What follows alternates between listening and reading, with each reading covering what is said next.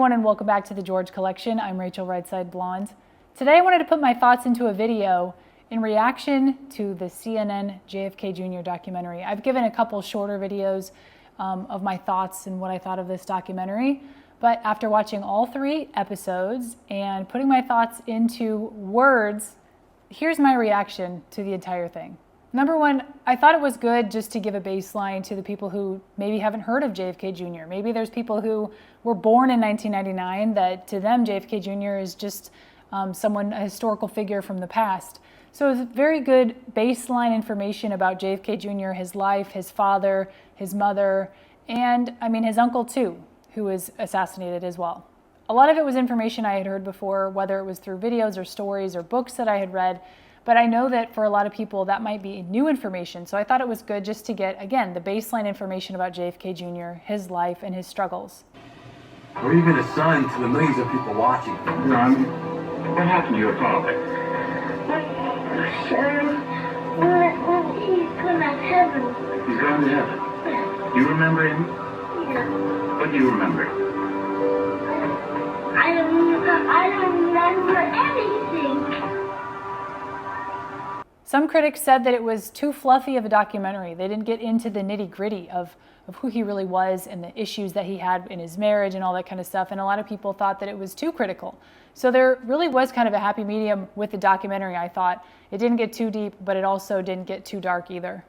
If there's one thing we know now, better than any other time in history, I feel, it's that the media likes to take stories and change them and twist them. So do we really know who JFK Jr. was through the press, through these people from CNN?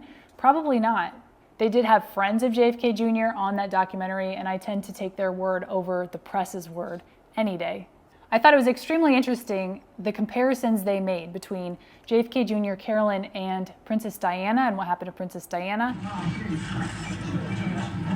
Princess Diana was living that struggle so publicly, her fights with the paparazzi during that period.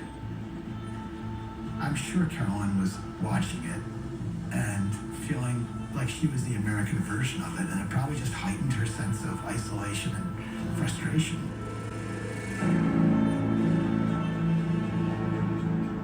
Diana and Carolyn Bessette lived very, very parallel paths. The actual reality of living with that was something that came with so much pressure and so much ugliness.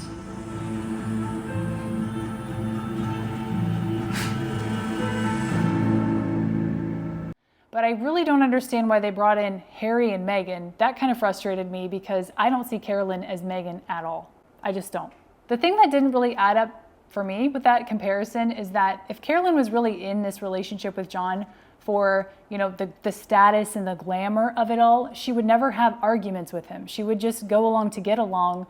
She wouldn't fight back. So I think she really did care about the relationship. It wasn't just about status for her. And clearly, she didn't like the cameras. She didn't like being on the cover of magazines like that. So it doesn't make any sense to me that Carolyn married John for the same reason Meghan married Harry. It doesn't make any sense at all. Another thing that really doesn't make sense to me, and I'm going to do a deep dive on this because I really feel like the press missed it big time with George magazine, is they criticized John for not criticizing Bill Clinton enough in his George magazines, in particular about the Monica Lewinski scandal. But I feel there's a very important reason why he did not. Now, the documentary and many people in the past have said that it's because of his own father's indiscretions.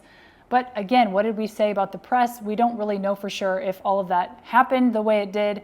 Maybe it did, maybe it didn't. JFK Jr. interviewed Richard Lewinski, who is a philanthropist from Pennsylvania, and also Clinton's worst enemy. He was going after the Clintons, particularly about things like the Vince Foster case and all those kind of things. But something Richard Lewinski said in this magazine, I feel, is why John did not cover the Monica Lewinski scandal to the degree the press would have been okay with. John said, "Still, do you honestly feel the man is as bad as you paint him?" Richard said, "I got this item on my desk that I got out of a newspaper I never even heard of. It lists the deaths in the Clinton administration. Have you ever seen this list?" John said, "No, I haven't." Richard said, "God, there must be 60 people on there who have died mysteriously, including 8 of Clinton's former bodyguards in helicopter crashes. I mean, there have been very mysterious deaths. I don't want to belabor the death of Ron Brown, but there is the story in which Brown went into the Oval Office and said, "They're coming after me and I'm not going to take this, and I'm going to take people down with me. So what am I going to do?" And Clinton got up and right out of The Godfather folded his arms and said, "That's nice." And a week later, Brown was dead.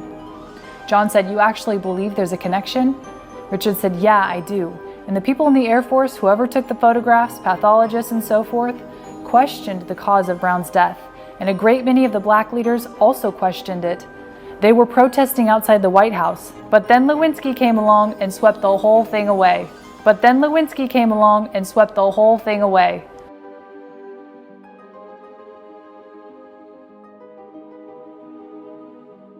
I feel like it's not just with this one issue that John does this.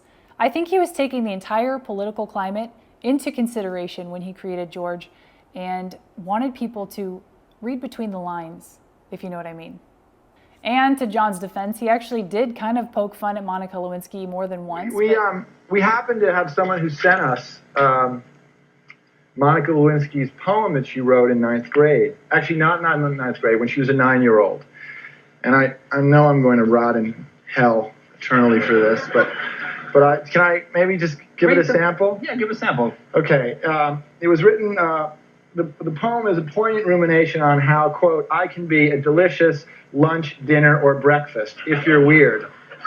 She goes on to describe herself, quote, as a round and flat piece of dough with lots of topping. I am a mouth's best friend. I make you say, yum, yum.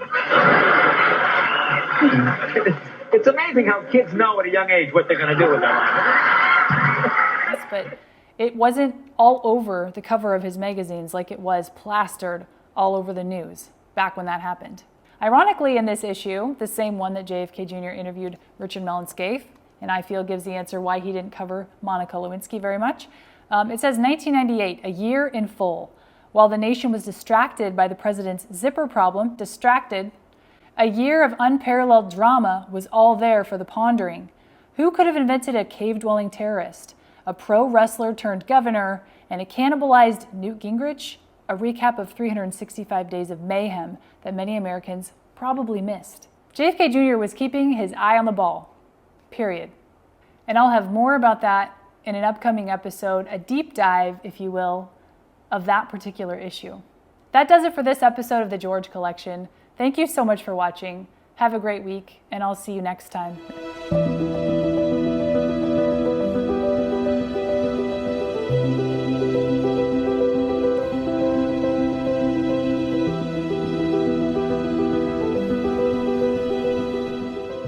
Of this extraordinary magazine, George, which is a hoot of a magazine. I thought you were a lawyer.